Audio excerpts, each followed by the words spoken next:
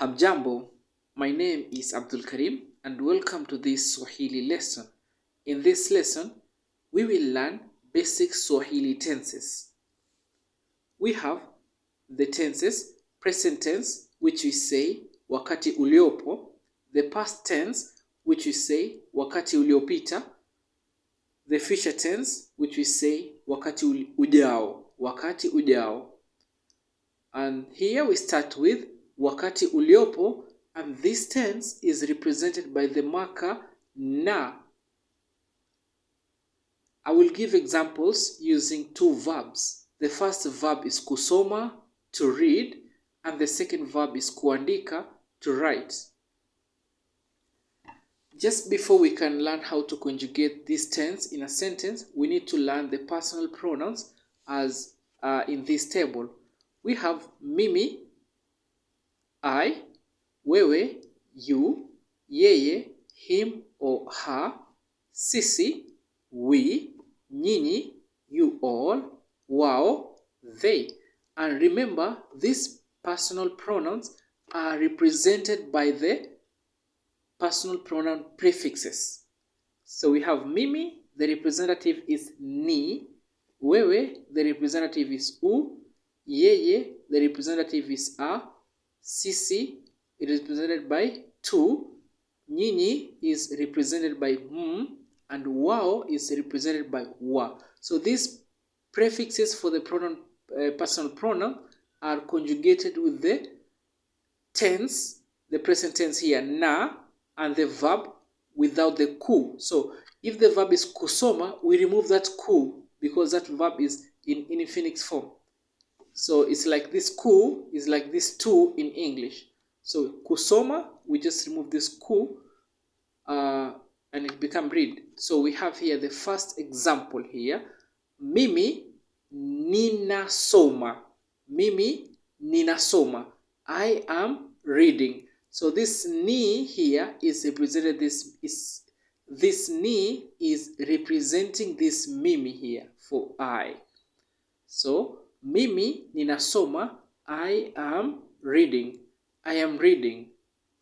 Wewe unasoma. Wewe unasoma. You are reading. Yeye anasoma.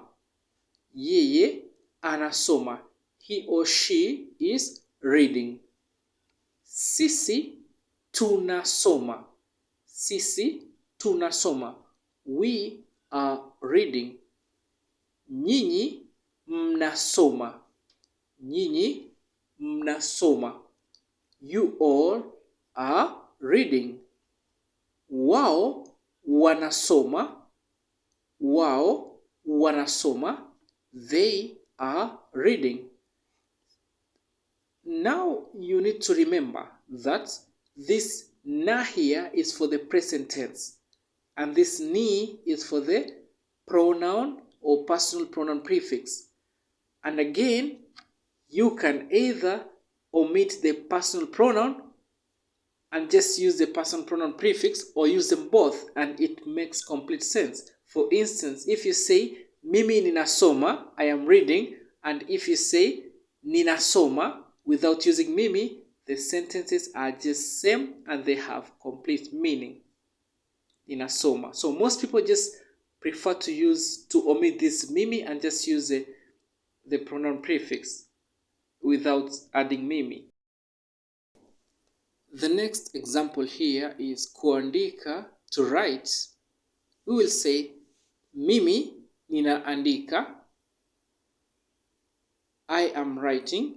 Wewe unaandika, you are writing. Yeye anaandika, he or she is writing. Sisi tunaandika, we are writing. Nyinyi mnaandika, you all are writing.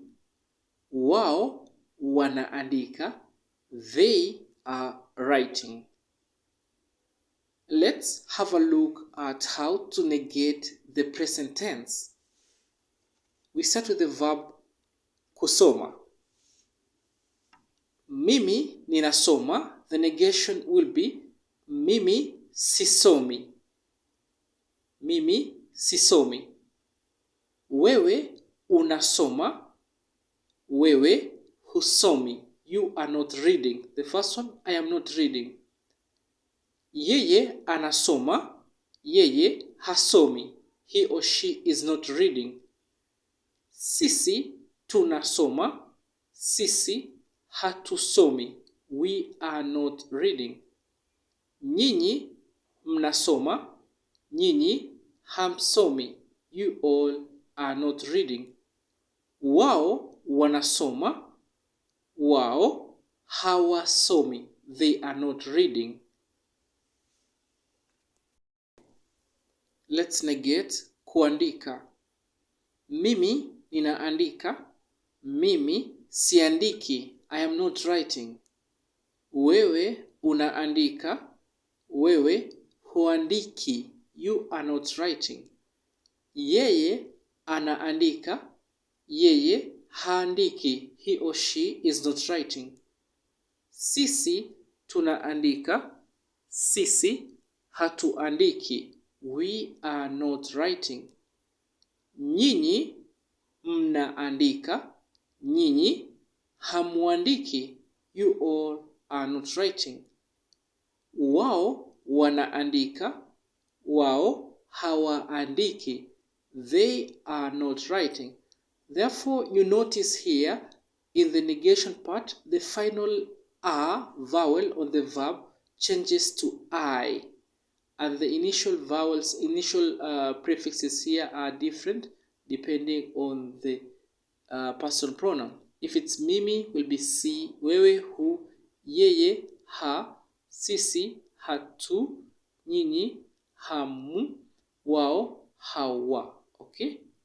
So let's go to the past tense. Li, wakati uliopita. Li. We have the first verb here, kusoma, to read.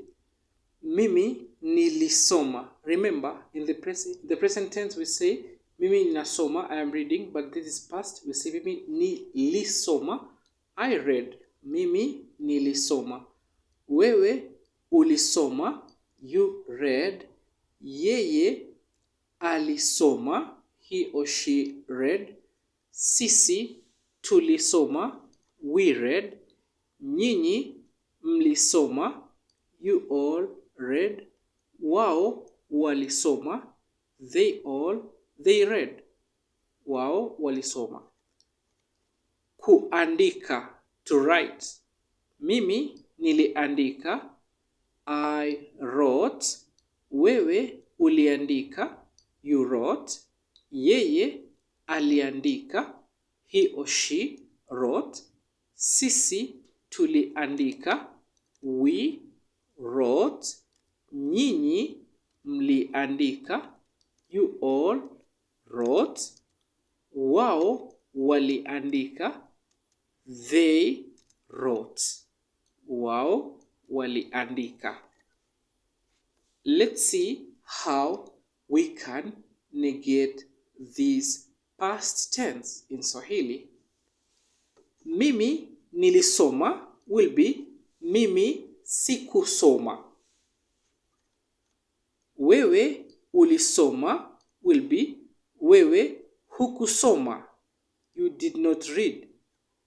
Yeye alisoma will be yeye hakusoma. He or she did not read.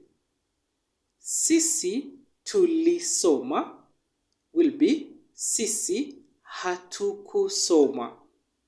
We did not read.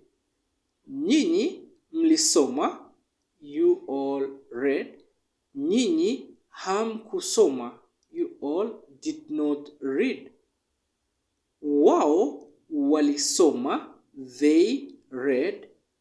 Wao hawakusoma, they did not read. Wao hawakusoma. The other verb is kuandika, to write. Mimi niliandika, mimi sikuandika. Wewe uliandika, wewe hukuandika. Yeye aliandika, yeye hakuandika. Sisi tuliandika, sisi hatukuandika. We did not write. Nyinyi mliandika, nyinyi hamkuandika. Wao waliandika, wao hawakuandika.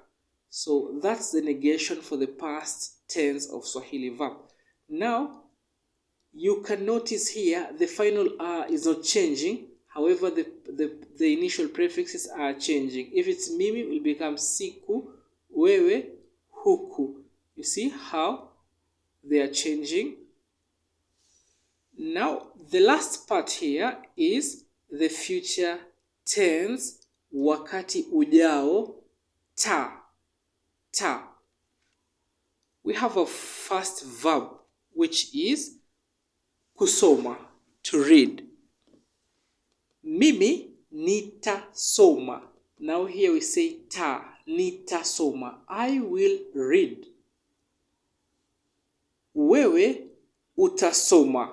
You will read. Yeye atasoma. He or she will read. Sisi tutasoma. We will read. Nyinyi mtasoma. You all will read. Wao watasoma. They will read. We can use another example here, kuandika, to write. Mimi nitaandika. I will write. Sawa? Wewe utaandika. You will write. Yeye ataandika. He or she will write. Sisi tutaandika. We will write. Sisi tutaandika. Nyinyi mtaandika. You all will write. Wao wataandika. They will write. Wao wataandika. This is how we negate this is how the future tense is. Okay? Let's see how we negate the future tense in Swahili. The first verb here is kusoma, to read. Let's say, mimi nitasoma. The negation part will be mimi sitasoma. Wewe utasoma. The negation will be wewe hutasoma. Just a little bit. The first one, mimi nitasoma, I will read. Mimi sitasoma, I will not read. Wewe utasoma. Wewe hutasoma, you will not read. Yeye atasoma. Yeye hatasoma, he or she will not read. Sisi tutasoma. Sisi hatutasoma, we will not read. Nyinyi mtasoma. Nyinyi hamtasoma, you will not read, you all. Wao watasoma. Wao hawatasoma, they will not read. Let's look another verb, kuandika, to write. Mimi nitaandika. Mimi sitaandika, I will not write. Wewe utaandika. Wewe hutaandika, you will not write. Yeye ataandika. Yeye hataandika, he or she will not write. Sisi tutaandika. Sisi hatutaandika, we will not write. Nyinyi mtaandika. You all will write. Nyinyi hamtaandika, you all will not write. Wao wataandika, they will write. Wao hawataandika, they will not write. Now this is how we negate this verb in the future tense. Also, you notice that the final R doesn't change. The final R changes to I only in the present tense negation, but this one doesn't change. So the part that changes are the initial prefixes there. You see? The initial prefixes are the one that changes depending on the personal pronoun. We have zoezi. Say zoezi. Zoezi simply means exercise. You kindly write this exercise. Write the answers in the comment section so that I know you have understood, or I know you haven't understood, so I know how I can improve these lessons. The first one are, write the plurals of the following. So just write the plurals. This is part A. Mimi ninaimba. Right? It's plural. 2. Yeye analala. 3. Wewe unacheza. 4. Yeye atajifunza. 5. Wewe ulioga. Kindly write in the comment section.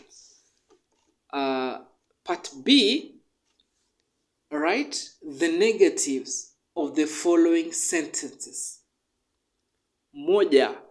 Mimi ninacheza. 2.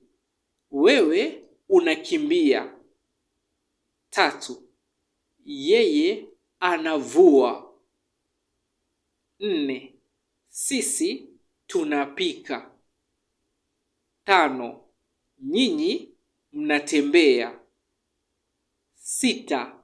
Wao wanacheka. So this verb, actually the first one here, ninacheza, I am playing. Unakimbia, you are running. Anavua, he or she is fishing. Tunapika, we are cooking. Mnatembea, you are walking. Wanacheza, they are playing. I want you to write the negatives of these verbs in the comment section. Please write. If you enjoyed this video, kindly like, and if you're new here, subscribe. If you want online private Swahili lesson, don't forget to write me a message on my WhatsApp or my email below. Kwaheri.